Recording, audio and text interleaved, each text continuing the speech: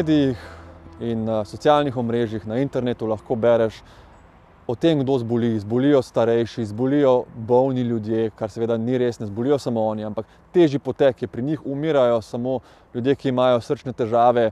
Ampak ko pa ti delaš na COVID urgenci, vstopni točki, je to nek človek, ki ga pripeljejo, ki je v hudi stiski, hudih bolečinah, ki se duši, ki mu želiš ponuditi celotno oskrbo, posteljo, vsa zdravila, ki jih potrebuje, in imaš zasedene kapacitete, se širijo, si na telefonu, medtem ko on čaka v rešilnem vozilu na dovozu, v daljavi že vidiš drugi rešilni avto, ki prihaja.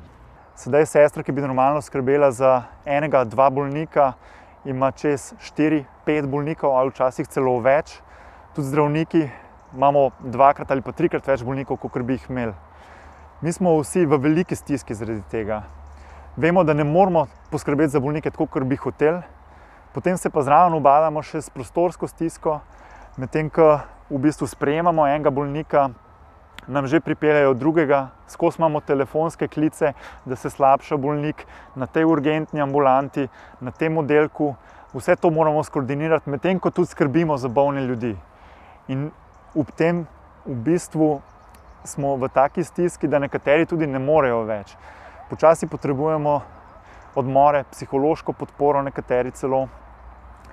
Tako da verjamem, nekaterim je lahko reči, ta bolezen ni tako strašna, zbolevajo predvsem starejši ljudje, ampak ko pa pride starejši človek, ki je bolan, ki ga tišči v prsih, ga boli, ne more dihati, ti pa mu ne moreš zagotoviti ustrezne oskrbe, ti ljudje, ki to govorijo doma, tega ne občutijo, mi pa občutimo. Zdravstveni kader tu zelo trpi.